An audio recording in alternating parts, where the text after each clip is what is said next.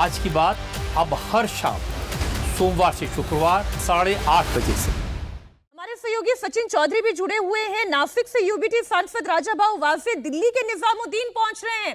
सचिन, ये एक इंफॉर्मेशन जो आप दे रहे हैं, यानी कि राजाभाऊ वाजे जिनके नाम को लेकर अभी एक क्वेश्चन मार्क था, अब ये भी दिल्ली पहुंच गए। देखिए, तमाम जो सांसद है वो दिल्ली पहुंचेंगे।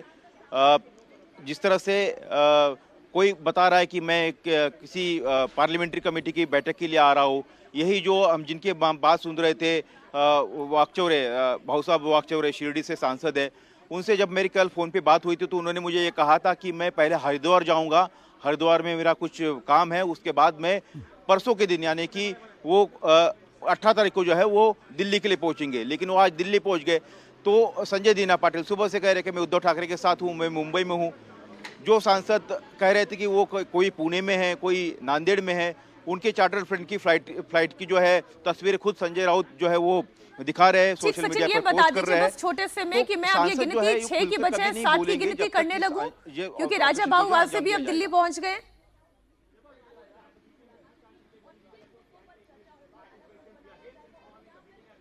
जी, वो बिल्कुल दिल्ली पहुंच गए हैं। अब सिर्फ ये है कि वो क्या शिंदे शिवसेना के साथ जुड़ने वाले हैं कि बागियों के साथ जुड़ने वाले हैं, कि फिर वो अरविंद सावंत और जो संजय राउत और अरविंद सावंत है उनके साथ वहां पर जाने वाले हैं। ठीक सचिन, आप बड़े हैं, थोड़ा स्टूडियो में इस चर्चा को ले आते हैं। आलोक जी, सज्जन जी, आपने पूरे घटनाक्रम देख लिया।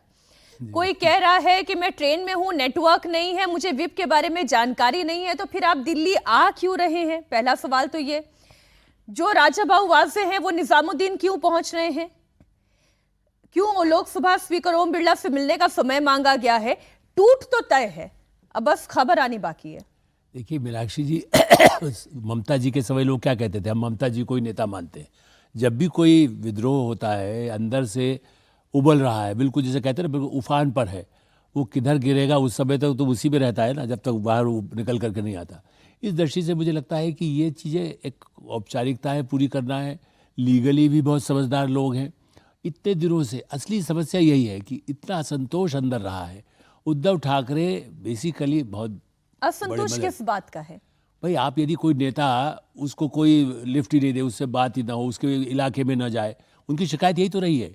हम यदि चुनाव के लिए कुछ काम कर रहे हैं, हम यदि कोई हमें साधन, हमें गाड़ी नहीं दीजिए आप और मैं कहीं रिपोर्ट कर दीजिए आप, तो मैं कहूँगा ना कि आप मुझे कोई साधन नहीं दे रहे, मैं कैसे काम करूँगा?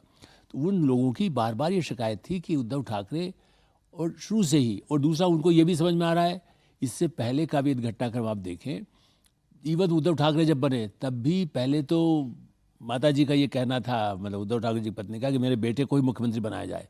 सबको ये भी समझ में आ रहा है, उद्धव ठाकरे यदि त्याग भी दे तो कहेंगे भैया एकनाथ शिंदे तभी तो अलग गए। उन सबको ये समझ में आ रहा है कि हमारा भविष्य यहाँ चौपट है। हम अपने इलाके में मुंह क्या दिखाएंगे, चाहे वो स्थानीय चुनाव हो, चाहे विधानसभा का चुनाव हो, जो ममता के साथ भी हुआ। उनके लोगों ने यही तो कहा कि भाई हम उनके साथ रह कर करेंगे क्या? अपने इलाके में हम जनता के प्रतिनिधि हैं, हम जनता के सामने जाएंगे तो हम उनका पास जाकर के हम उनको उन्होंने कहा स्कूल में हमारा ये काम होगा, हमारा सड़क ये बननी है। लेकिन सर, मैं तो इसे राजनीतिक अवसरवाद की तरह देख रही हूं, जो हर व्यक्ति उठाने की कोशिश कर रहा है और उससे विपक्ष की लड़ाई हो नहीं पा रही है, इसलिए उससे लग रहा है कि सत्ता की ग्लू के साथ वो चिपक के फिर अपना काम कर ले। एक पहलू जो मुझे समझ में आता है। देखिए, ऐसे अवसर पर मैं जरूर कहूँगा, अभी सज्जन जी कहे, देखिए ऐसा, इसको आप अवसरवादी कहेंगे यदि आप बिल्कुल किसी को सड़क पर छोड़ दें और उसको कहें कि नहीं साहब आप तो अवसरवादी हैं, कोई तो रास्ता देखेगा ना, जंगल में तो नहीं रहना चाहेगा। उद्धव ठाकरे ने अपने सांसदों को सड़क पर छोड़ दिया, खुद जमीन की राजनीति कर नहीं रहे हैं और यही उनका सबसे बड़ा ड्रॉबैक रहा।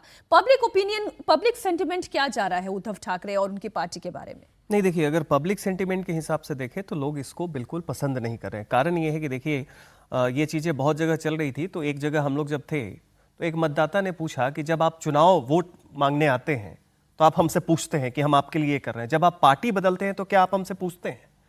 तो जनता के लिहाज से देखिए तो ये कतई जो अभी महाराष्ट्र से शुरू हुआ, बंगाल में भी हुआ और यहाँ पे, तो राजनीतिक गलियारे में कुछ इंपॉर्टेंट पॉलिसीज के लिए इसकी यूटिलिटी समझ में आती है। लेकिन ये जो बिल्कुल अवसरवादिता चल रही है, ठीक है, उद्धव ठाकरे सबको पता है, अब तो मुंबई म्यूनिसिपैलिटी बीएमसी का भी इलेक्शन वो हार गए, पार्टी के पास तो मुंबई भी नहीं बचा, मुंबई के अलावे वो बाकी महाराष्ट्र में वैसे भी उतने मजबूत अपने हे डेज में भी नहीं थे।